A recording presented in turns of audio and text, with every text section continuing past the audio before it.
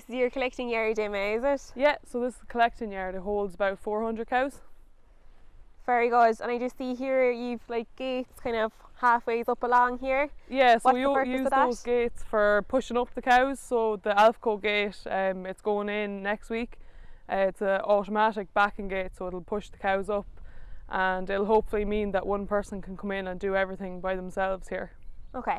And at the moment, Emma, say, is it one person job at milking, or? Generally we have two people, and at the moment we're in the middle of the breeding season, so we might have a third person if possible, detecting heats here in the yard and just kind of making sure the cows are flowing in and out smoothly, just so not to delay milking. Okay. So Emma, say for washing of the collecting yard, what's your procedure? Yeah, so we have the two tanks here, so it's the flood wash. So it saves us having to go out and wash down the yard. It would take a long time to, wash the whole yard with the flush hose. So we just use the flood wash after every milking, and it just washes the yard down into the slats at the end. Very good. So Emma, can you just tell us a small bit about the Rotary you have here? How many units are here? Yeah, so it's a 50 bale Waikato Rotary, so it's a New Zealand brand. It's fairly simple design, not much technology. Like, you'll not see really any buttons or control panels, on the platform itself. So it's fairly simple, in that not much can break, and any small issues we've had, you'd nearly be able to fix them yourself, or the guys are a very good support team. Like, they'd be able to help you over the phone. So you wouldn't really be having them out often at all. We wouldn't really have the Waikato team out at all much. To look after it, so it's proven big success. Have we auto cluster removers, is it? Yeah, so automatic cluster removers, and then automatic teat spray as well from the pod here, and you can adjust that to suit maybe a smaller cow or the direction. I just spray the teat spray there. MIG pre-spray and post-spray, or is it just one spray, or what way do you manage that? Yeah, so at the moment we don't actually find any need to do any pre-milking treatment, so it's just automatic spray after the cow is milked, and the cell count is extremely low at the moment. It's in the 50s. Oh, great. So we're fairly happy at the moment that there's no need to pre-wipe or pre-spray. I suppose cows being out all the time means that they're quite clean coming in, and generally maybe the odd cow you might have to wipe off yourself, but normally cups go straight on, and then once you cup on the cow, there's no need for you to have any intervention with the cow again. She's milked out, and if she's not milked out, these auto retention bars will hold her in, so she'll come around and do a second round. Right. And if she did kick off the cups around the way, this bar will stay down, so she will have to come around to you again, and you can cup her on again. So once the bar goes up, she's milked out, and she can back off here and head out to grass. Very good. And say the feeding system that's here then, Emma, do you feed in the parlour, or have you feeders? Yeah, we do, yeah. Yeah, so the auger is just there, and we normally feed in about 2 kilos, normally 2-3 kilos a day, kind of depending on the weather and grass growth and different things like that, but generally 1 or 1.5 kilos per milking. Okay, and is that batch fed, Emma, is it, or is it individual feeding, say, to cows? Yeah, it's all batch fed, and you can change it on the control panel. If you thought maybe you had a thinner cow, you want to just bump her up, you can override it and chop different cows up. But for the most part, the herd is managed as a whole, and being kind of a New Zealand style system, it's not really about individual cows. We kind of manage them as a herd, so they'd be all kind of on the same treatment for most of the year. Being block calving and everything, cows are all kind of bred at the same time, they're calving at the same time, drying off around the same time, so they're all on the one page. Yeah, exactly, all on the same page. Yeah. And Emma, tell me this, how long does milking take, say, from when the cows come in to the milking parlour being turned off? About an hour you'd milk most of the cows. That'd be cupping on. I suppose we kind of head for the cows at the moment around 2 or half 2 in the afternoon, just to allow time for heat detection here in the yard. Okay. And sometimes we'll have someone standing on the vet deck. They're just checking the paint as they go around. Right. So at the moment it's probably taking more like 2 hours, and a little bit quicker in the evening. But the AI is just in the evening. We only do it once a day, so we'll catch all our heats during the day in the morning, and then we'll draft them out into the pen in the evening, and they'll be AI'd after milking. So we probably take a bit longer at the moment, but and in the morning time, what time would you start at then? You start in the evenings quite early. What time would you start in the morning then? Yeah, cups would generally be on before 6:30, depending on maybe if we had something else on, or you might start earlier, maybe if you were scanning or metric checking or doing something else, we might have to be finished earlier, but generally cups are on before 6:30 and then around 3 o'clock, so that we do have to adjust that maybe when cows are at their peak, try and have, you know, a bigger gap between the milkings. But being a mostly crossbred herd, I suppose you have that, you know, option to have, you know, a shorter gap between the milkings. You don't need to have 12 hours, I suppose, with traditional British Friesian cows and Holstein cows. You know, it's non-negotiable. You have to have your 12 hours between the milkings for, you know, mastitis control and things. But whereas here, you know, the crossbred cow, they're not producing as many litres as a bigger cow, so we can afford to milk earlier in the evening, and that's a big plus. And I suppose milking in the evening, Emma, and kind of finishing earlier in the evening, there's obviously huge benefits to that. Yeah. Do you find that as well with yourself, say, work-life balance? Yeah. Say in the evening times as well, if you want to comment on that maybe. Yeah, definitely. I do think that the work-life balance is very important, because if you're, you know, no matter how much you love your job, if you're spending every waking minute here from, you know, before the sun comes up until, you know, it's dark and you're heading home, you do kind of get sick of that. Yeah. And it gets tough to, you know, stay motivated in such a, becomes kind of a rat race, I suppose, and you never really have a break. So I think to stay inspired and motivated, you do need to have your time away from work. So Emma, do you want to just tell us a small bit about this area here that we're in now? Yeah, so this is just the cups off area, so the cows come around and they're milked out. We have the vet deck here, which is probably one of our most valuable assets here on the farm. So we just let it down whenever we want to, you know, do some cow management or whatever, and it's, I suppose safety is the biggest thing, like, you know, for AI and or metric urine or anything like that, you're in no danger really at all compared to in the crush where cows can go backwards and you're jumping in and out. The vet deck, we do probably a lot of our cow management things like this would be the place to do it, especially heat detection at the moment. We're checking heats here, and then I suppose, yeah, we kind of have everything we need over here. Like, this is kind of our try to keep this area organised, and anything you might need, tail paint or drugs or mastitis tubes, anything like that, dosing supplies, gloves, like anything we might need on a daily basis, just keep everything here. Everybody knows where it is, and if we can make it easier for people to find what they need, like, it's easier to get jobs done. It's located in a very good area, Emma. Like, it's so close to your cows are here, and everything's at hand, which is exactly time saver as well, says you.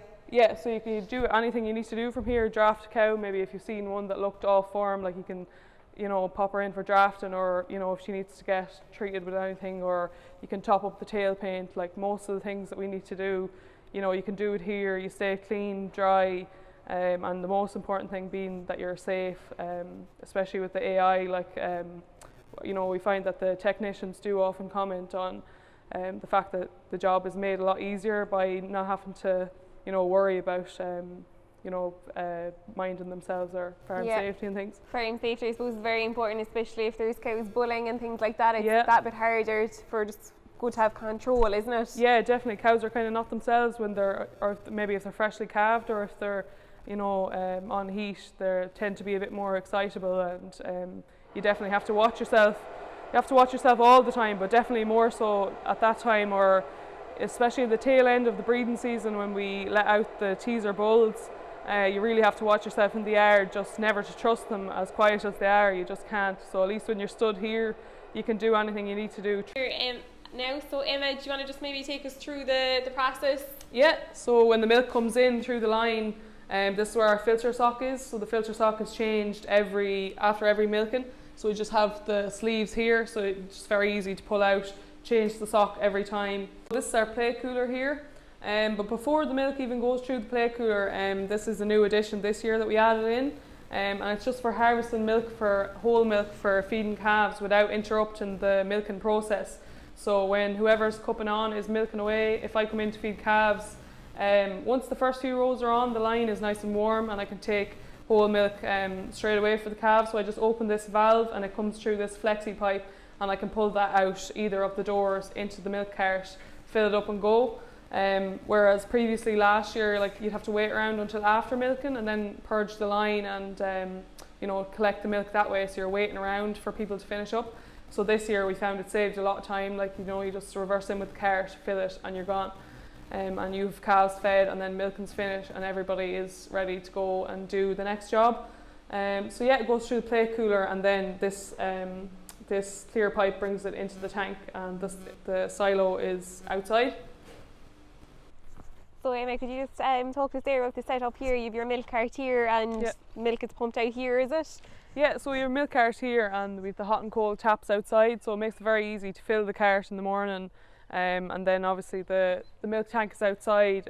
We have a flexible pipe here. We can pull it out and fill this with whole milk if we're feeding calves whole milk, or else we can just reverse it around the corner and we fill we add the powder there and mix the milk there. So you don't actually have to go in, you don't have to intervene with the milking process. If you're feeding calves, you can just stay outside. It's fairly quick and easy to fill it up and go, and you have it done in no time without having to interrupt the cows being milked. Okay, and say with regards to whole milk and milk replacer, Emma, does all the calves get fed whole milk, or what way do you work that out with, say, who gets milk replacer, who gets whole milk? Yeah, well, generally the calves are all treated the exact same from birth, like whether it's a bull or a heifer or a beef calf or a replacement. So they all get whole milk. They get their colostrum initially from the cow. We always do try to test the colostrum with the refractometer. Okay. Just to get an idea of what quality it is, and just for, I suppose, reassurance that the minerals and your dry cow management have been effective in producing good colostrum and plenty of it. So test the colostrum as soon as the cows are calved, they're milked. Test the colostrum, calf is fed as soon as possible and taken away and brought up to their, where they'll stay. So we try to not be moving them too much. We don't use any individual pens or anything, just straight up to the pens of 10, and then when they're a bit older, they're pooled into 20. But the heifers go one way and the bulls and beef calves go to the other yard. But other than that, they're treated pretty much the same. We do try to feed them the transition milk for the first week, just with the, I suppose, vaccines like Rotary, that you can pass those positive antibodies onto the calf. So you can only do that if you feed it to them. So we do make an effort to feed the transition milk to the calves, and then I suppose after that first 5 to 7 days, they're transitioned on to powder milk. Okay. And they stay on that then until they're weaned. Yeah, and say how long would you keep calves on milk for then, Emma, before you'd wean them? Yeah, so the replacement heifers are really the only ones that would be still here until weaning time. Like the beef calves, they're either sold privately or in the mart, or some of the farm staff would buy them as well. So the replacement heifers, then we keep them until they're weaned off milk, and then they go to the contract rearer at 12 weeks. Kind of, I suppose it varies on age. You try to take the weight of the calf into account, or how they're thriving. Maybe some calves need to be held back a bunch just to meet the targets. So generally 12 weeks they stay on milk, and then they're weaned off. Once we know they're eating maybe over a kilo of concentrates, we'd be happy enough to look at thinking about weaning them. Yeah, so Emma, do you want to just tell us a bit about the drafting system that you have here? Yeah, so the automatic drafting gate is by Alfco. We've had it in since pretty much since the beginning of last year in our first season, and it's been a huge benefit. Like the time it saves, once you type in the cows for drafting, you can go off milk and you don't even have to worry. They're always going to be in the pen at the end, or you can draft one there quickly while you're milking yourself. If you spot one that looks a bit off form or anything, you can easily just pop her in for drafting, and she'll be there at the end to check over. Makes the job very easy, yeah, Emma. Definitely, yeah. And I suppose safety as well, and most importantly. Yeah, exactly, yeah. Not having to run out after them. Safety is a big thing. Very good. So we have got built-in footpaths here, Emma, in the race. Do you find this beneficial, or what? When would you be footpathing? Yeah, we try to footpath at least once a week. So maybe in the shoulders of the year you might go twice, especially in the beginning of the grazing year. Cows, their feet kind of have to adapt to walking the roadways again. So we might go twice a week, generally just using bluestone just to harden the hoof. We don't thankfully have any contagious diseases or major lameness issues. It might be just the odd cow with a stone or whatever, so it's mostly just maintenance footpathing. But I think the fact that it's built in, it's much easier to do the job rather than having to go pull out a portable footbath or whatever, and you'll kind of keep putting it off. But when it's there and the hose is fixed right next to it, it's just a case of filling it up. 2-minute job. So we'll be using it there this evening. So quick rinse out, fill it up, and the first bath was just water, so they walk through, cleans off their feet, and then they walk through the solution in the second bath. Very good. Yeah, definitely when the facilities are there, like, it definitely helps to get the job done, really, doesn't it? Yeah, I think so. If the job isn't easy, I don't think it gets done. That's probably one of the biggest things on a large scale farm. If it's not simple, it just won't be done because everybody's busy.